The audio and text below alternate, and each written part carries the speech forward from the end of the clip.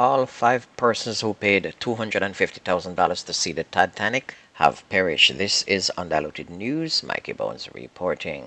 The U.S. Coast Guard said a missing submersible imploded near the wreckage of the Titanic, killing all 5 people on board. Coast Guard officials said during a news conference yesterday that they have notified the families of the crew of the Titan, which has been missing since Sunday. The U.S. Coast Guard said debris found during the search of the vessel is consistent with catastrophic implosion of the vessel, and it is unclear what led to the destruction of the Titan. The disappearance of the vessel led to a massive international search effort, including the United States, Canada, Britain, and French troops.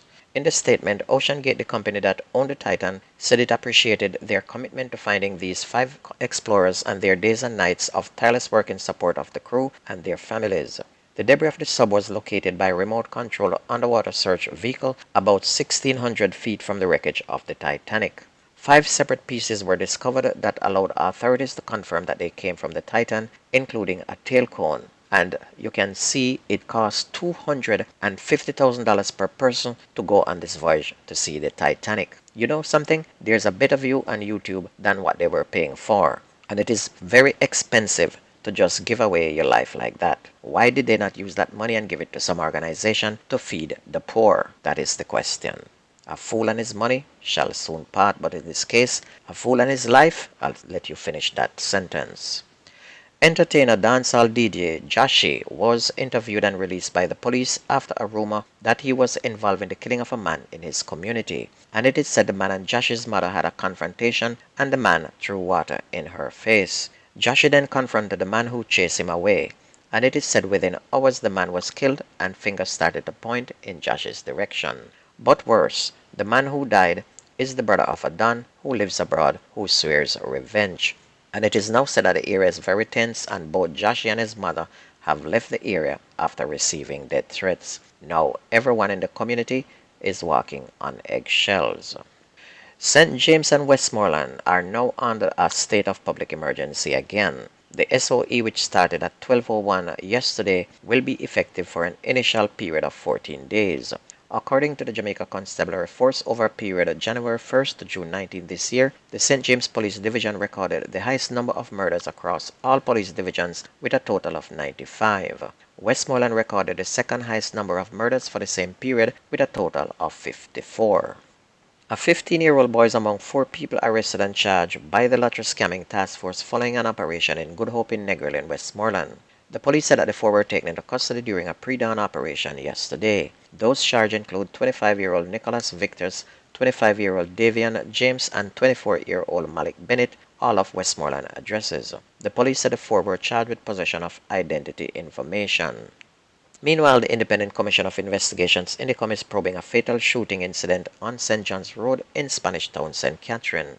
The incident occurred yesterday morning during a joint police-military operation. Police said that about 7:15 a man was shot and killed during a confrontation with lawmen. The police said following an exchange of gunfire, an unidentified man was found suffering with gunshot wounds and a 9mm pistol with 2 rounds was recovered. The latest fatal shooting brings to 57 the number of people who have been shot and killed in confrontation with the security forces since the start of this year. The East Kingston police are now probing an incident in which 2 persons were shot, one fatally, during a reported domestic dispute on Wednesday. The incident occurred along Hampstead Place in Kingston 3. The deceased is 30-year-old Romain Jack, otherwise called Bovel, a construction worker of Hampstead Place. It's reported that Mr. Jack was carrying out construction work on a roof when he saw a 17-year-old high school student running from her house, partially naked and screaming that a relative was attempting to rape her. Mr. Jack and others in the community went to her assistance and confronted the accused relative, and it's alleged that shots were fired in that confrontation and Mr. Jack was hit. The accused relative, who is a security guard, was also found with bullet wounds inside the house. On the arrival of the police, a Taurus pistol was recovered inside the house. The injured man was taken to hospital where Mr. Jack was pronounced dead and the security guard admitted. The Independent Commission of Investigations Indicom is probing an incident in which a man was fatally shot during a reported gun battle between the police and gunmen in the Bagua Gorge in St. Catherine on Wednesday evening. A policeman was shot and injured in this incident as well, and it's reported that members of a police team responded to an alert that gunmen who stole a vehicle in St. Andrew were traveling towards the Bagua Gorge. The vehicle was intercepted and this led to a shootout, and during the exchange, one of the gunmen was fatally shot. It was then discovered that a member of the police team was also shot in the leg. The stolen vehicle, however, was recovered. One of the suspects was later arrested when he turned up at the Linstead Hospital with bullet wounds, and he's now under police guard. On to sports, Jamaica will clash with the USA in the first game of the Gold Cup on Saturday, that's tomorrow at 8:30 p.m. Jamaica's team will be loaded with several international players as the coach is fielding the best team that Jamaica has to offer. Joining the squad for the first time is Everton forward Demario Gray, who switched his international allegiance from England to Jamaica, and he's one of 5 Premier League players in the Jamaica team.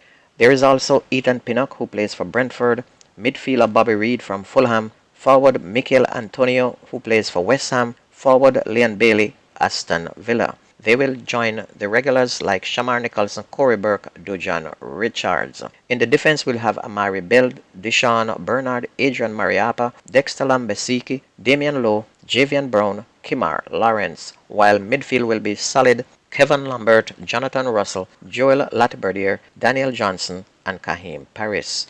The team will see 3 top goalkeepers in the Western world, Jamaica's captain Andre Blake, Jamali Waite, and Konaya Boyce Clark. And the Jamaica team will oppose Trinidad and Tobago next Wednesday and will close out against St. Kitts and Nevis on July 2nd. And of course, the games that Jamaica play this week and last week, they said the defense did not hold up very well, so the coach is going to have to make some form of adjustment against a very, very good United States team tomorrow. And if you ever miss the news on this radio station, please go to YouTube, type in Jamaican Undiluted News, listen, like, share, and subscribe to keep it going. My name is Mikey Bones. Have a wonderful day. I gone.